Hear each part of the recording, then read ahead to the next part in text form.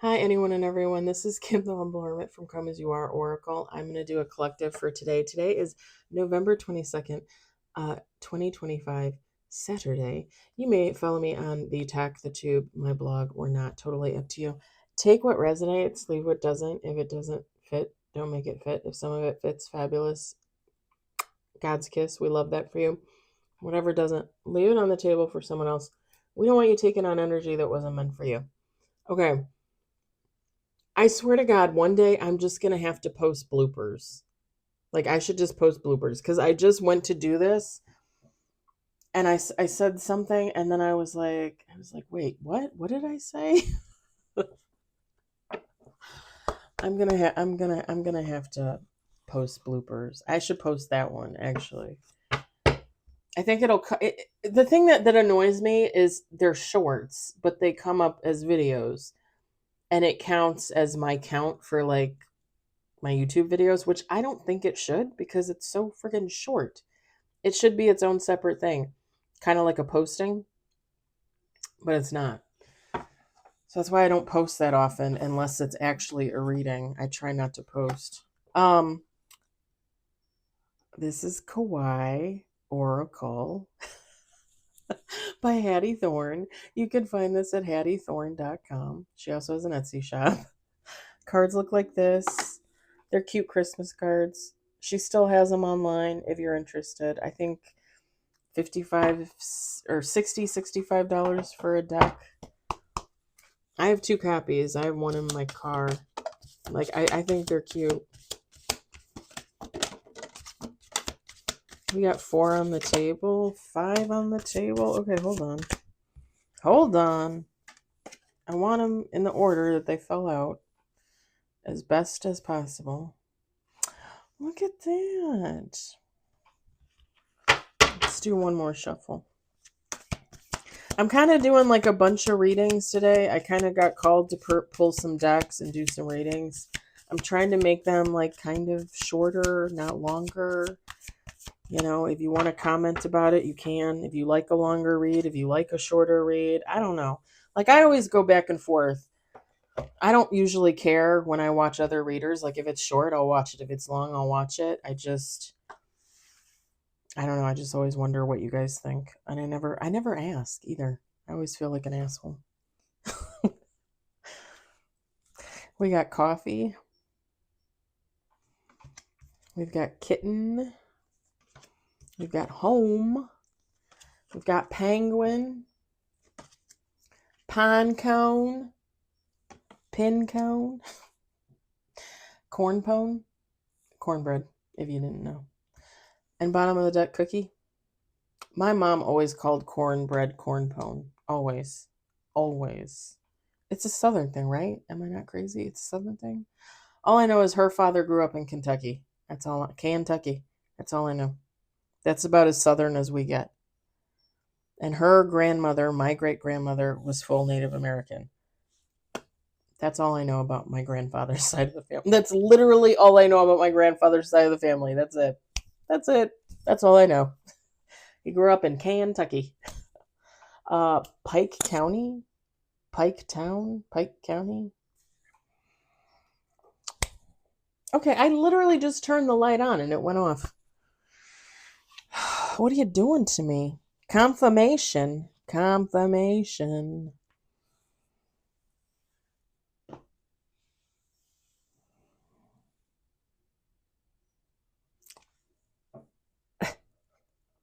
Okay.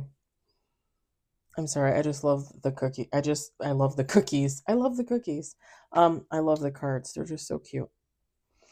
Um, so obviously these are oracle cards. Each one has their own meaning. This is what I'm seeing in the cards. Someone's done with a situation or a person, okay? To me, it kind of gives like work. Take how it resonates for you.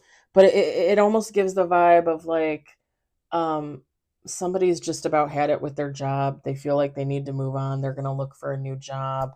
Um it could even be somebody with their own business deciding to end the business and maybe go in a different direction, either get like a job working for somebody or start a different business, if that makes sense, if that resonates to anybody. It just gives like, and again, it could be relationships, right? It could be a lover situation, it could be a friend, it could be something with a family member.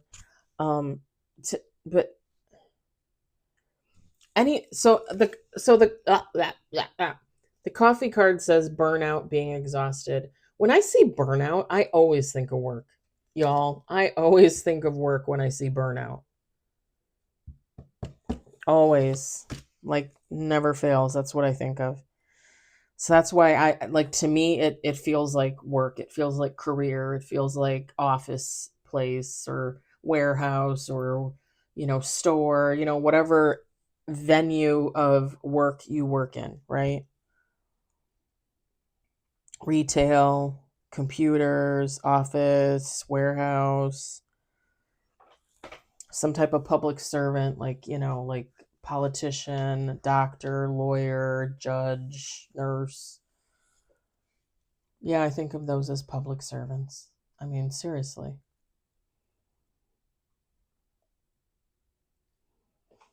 I mean, and look at this. Coffee, burnout, being exhausted, kitten, something new job, relationship, or child. New job is first on the list. Hattie Thorne put new job first. I think that's hilarious because I wasn't even paying attention. I kept looking at burnout. When I when I left retail in 2019, I left retail to go to more retail. I was going to get a job at Woodman's, a grocery store, and I was leaving my job at Fannie Mae to go to Woodman's, and not I was going to make like $1, $1.50 more an hour, and then kind of work my way up through there.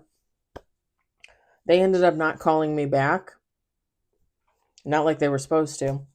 I ended up taking a job with Culver's, which is the place I love to eat burgers, shakes, fries.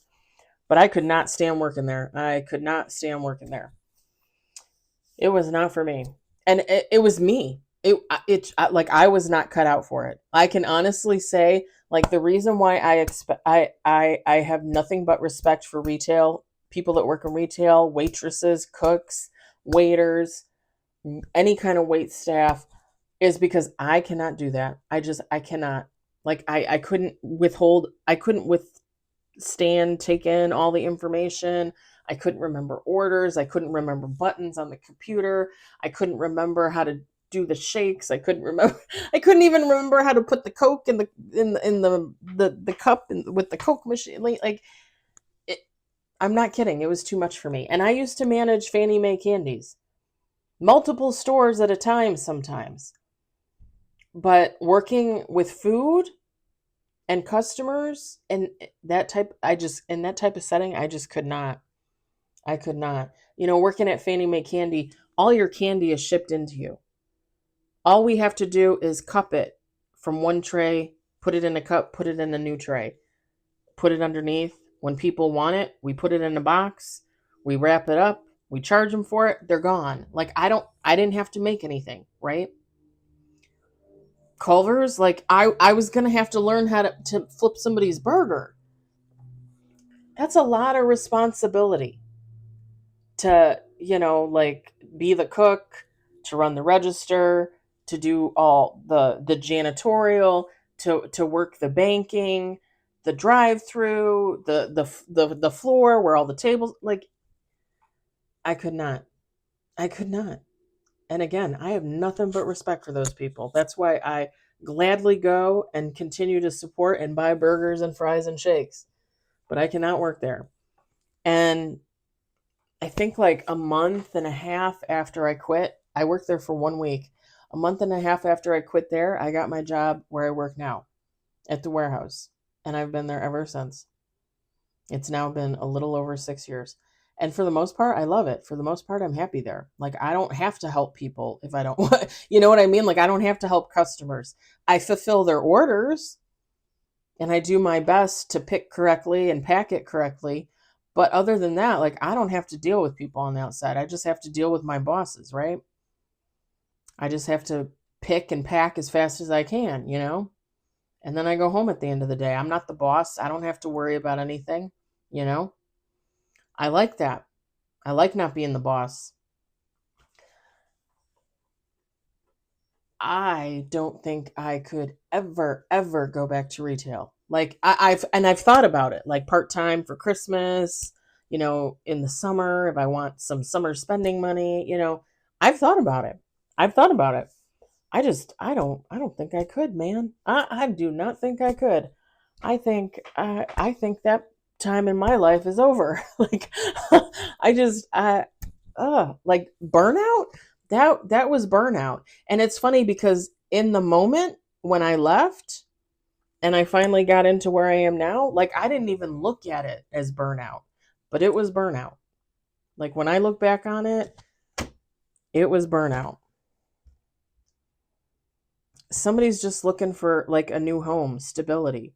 And I'm not talking like a home. When you find a job that you love, that's your home, right? Like you make a family there. Like all the people that I work with in my department, like we're family. We bicker and fight like cousins and sisters and brothers and uncles and aunts and like, but we're family. I don't I don't know if I told you guys. Maybe I told you guys, maybe I didn't. Um he was a lead. He was one of our bosses, but he was a lead. So he was like under like the managers, under the supervisors, and he, watched over us and he did a lot of the work, right? Because supervisors sit around and do nothing. No offense. I was one of those people at one point. Um he moved from second shift. He got promoted to a supervisor. He went to second shift. Sometimes I see him on Sundays when I do OT. I saw him last Sunday. It was the first time I had seen him in a long time. His father passed away in October and or September.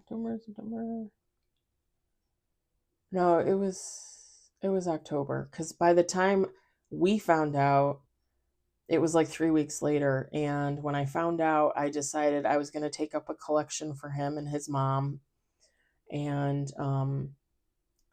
get a card. And I didn't ask everybody in the department to sign it. I just asked a few of the ladies, like, hey, you want to donate a few bucks? You want to sign the card? So that way I could just like get it out because it had already been 3 weeks since he passed. And, that was him, deciding not to tell everybody. Him and I are friends on Facebook, but he didn't post anything about it until after the fact, which is fine. That's it's his situation, right? So I was able to raise like $190. I Zelled it to him. I said, "This is for you and your mom, for funeral costs, memorial, whatever you want to do with it. That's your business." I said, "There's a card in the mail. Some of us signed it. Some of us donated. Like, I'm so sorry for your loss." We have done that before in our department for other people. Raised money when like they've needed funeral money for funeral expenses. We've done like baby shower parties and gifts. We've done like wedding, because we're family up there. We're up there together for like 10 hours a day. How could you not, even if you don't like somebody, you still want to support them because you have to work with them like, 4 days a week, 10 hours a day. So you bet your ass I'm going to support you. You bet your ass I'm going to be your backup. You bet your ass I'm going to defend you against the supervisors because I'm in the same position you are, honey, you know? But yeah, it's our home. It's our second home, right? Like we work there. We're there a lot. Somebody's looking for that. I think somebody, I think, so, and I don't want to say it like this, but I'm gonna say it like this. It's like somebody hasn't found their forever job. You know what it gives? It gives me. It gives me like when you're like out of high school or you're out of college and you have that first job and that second job and that third job, and you're like, none of these really fit. Like, when am I gonna find where I belong? Like, this is somebody looking for where they belong.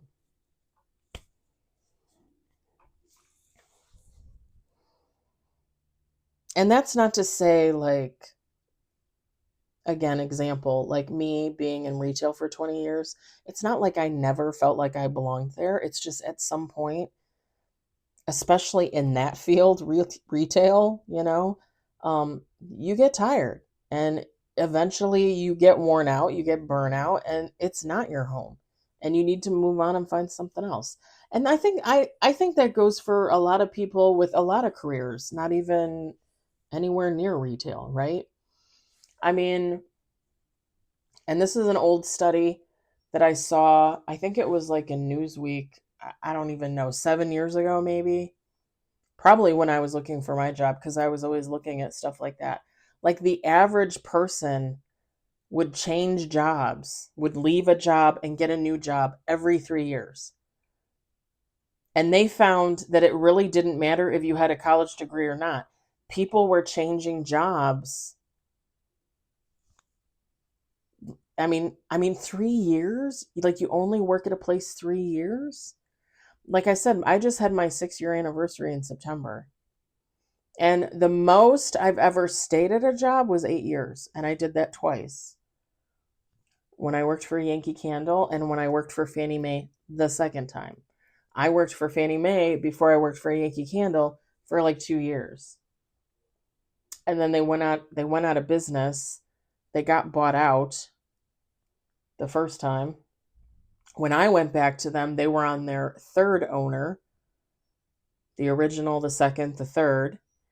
And when I left, they were on their fourth owner, which is Ferrero. They still own Fannie Mae Candies. But yeah, like there was a time where that was, like that was my home. And then it wasn't. And I think it's just crazy that you got people out there like 3 years later, like, okay, I'm done. I'm gonna move on to something else. Like how many jobs do you have on your resume, man?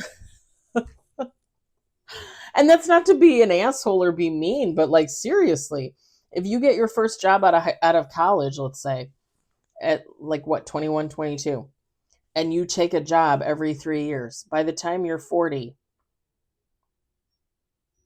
18 divided by 3 is 6. You've had 6 jobs by the time you're 40. I'm 45. I'm 45. I've worked at Dominic's, Bath and Body Works, aka White Candle Barn. That's technically where I worked, but I also helped out in Bath and Body Works because they were both owned by the same company. Um, Fannie Mae the first time, Yankee Candle, Fannie Mae again. Culver's was my little stint. I never worked at Woodman's. I applied and like they called me back to come in and start working at the new store after I started at my current job at the warehouse. And I was like, you were supposed to call me in August, not October. Like, hello. And yeah, so what is it? What is that? 6 jobs, and I'm 45. I started working at 18. So what is that? 27 years? 6 divided by 27. What is that? 20 or 27 divided by 6?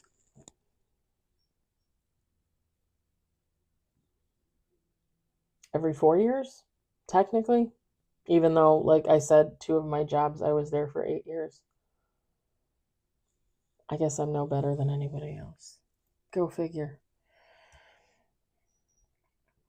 It's interesting though to do that math, like when you think about it. Like how many jobs have you had in your lifetime? Because like I'm not kidding. Like I've met people at the warehouse. They've come in, like in their 20s, and they've had 12 jobs. Like, oh, I worked here and there and there. I worked there for a month and I worked there for 6 months and I worked there for a year, and it's like, what? It's like, huh? Like one of my old friends from there used to say, the math ain't mathin', because it doesn't sound right to me. Whoever this is that's looking for a new job, that's looking for a new home, they can multitask. Like they have capability, beyond belief. Like this is somebody, like they could work retail, they could work in an office, they could work in a warehouse. Like this is somebody that I don't want to say could wear a mask, but like they would fit in, right? Like they could make it work anywhere. And I feel like the energy is there. Like they want a job, they want to work. It's just like they feel like they haven't found their place yet, you know? And this is someone determined.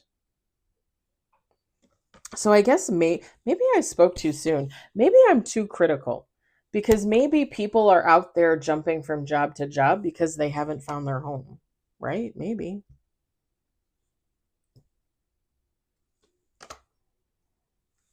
Maybe they get a new job every 6 months, and when they finally find their job, maybe they're going to be there 25 years. Maybe. It's kind of hard to find a job and a place to work that's going to be there for 20 plus years, but there are people that work at my warehouse that have been there 30 plus years. Like, and I work in medical supply. Like, medical supply is never not going to be needed. You know what I mean? That doesn't mean that people don't get fired and things like that, right? Because people do stupid shit all the time, but the job security is there if you want it, if you're willing to work for it. Unfortunately, some people get in there and they do really good and then they slack and then they get called out on it and they get let go.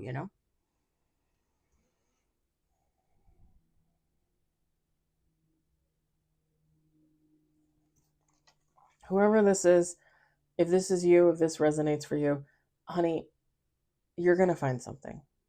It's out there. It's out there. And you should always be looking to get into new things anyway. Even if we're just talking hobbies, because a hobby could lead you to a new career. A hobby could lead you to a new job. This is a good example. So when I got divorced from the ex-husband, I decided to take some of my money from the divorce and I bought some of the Lego sets back that I had loved that I had sold. And I bought them in the box, right, off of eBay. Like people had them in the box, never put together. So I bought probably like $2,000 or $3,000 worth of sets back, like my favorite ones, just my all time favorites. I ended up selling them like within a year and a half. I ended up selling them because I was like, why do I have this shit? Like, I'm not going to put this together. Like, I don't have the room. I don't have the space. I love them. I absolutely love them, but it's not bringing me any joy in the box. I couldn't care less. So I sold them. And I sold quite a few of my sets to one man. Okay, his name was Joel. And he's an older man. He lives in Northbrook. I'm not too sure what he does, but I met him a bunch of times at the mall in Vernon Hills, Illinois, and then he came to my place twice, I think, to pick up, and he bought a bunch of my sets, and he used to send me pictures of his basement. Him and his grandson, he was buying sets for him and his grandson to build together, and he built like a whole city. You know how like they do like the old trains and you have the mountains and the little houses and the little fake people and stuff, and you have the big train set and it turns on and it goes. He did that but with Legos. Like he had this whole big set up in his basement, and all the Legos he bought for me, he built, and he took pictures of it and he sent it to me. Do you know where he got a part-time job at? Lego store. Because he loves it that much. He's like if I'm gonna buy all these sets, I might as well work a few hours on the weekend and get a discount. And he's not wrong. And kudos to him. Kudos to him. He worked it for himself. He worked the system for himself. And he's a professional. Like I don't know if he's a lawyer or an accountant or something. Like he drives a nice car. He sent me pictures of his home. He's got a really nice home in Northbrook. Northbrook is more of like most of it is more of like a ritzy area in Illinois. So northern suburbs of Chicago. So he doesn't need a job at Lego. He's doing it for the discount. And he's doing it for the fun of it. When you think about it, it's probably a really fun place to work. But yeah, hobbies could lead you in a totally new direction when you think about it. I'm just saying. I'm going to leave it there. I hope it resonated for somebody. I hope you enjoyed it. I hope, if anything, you were entertained. And I will talk to you all later.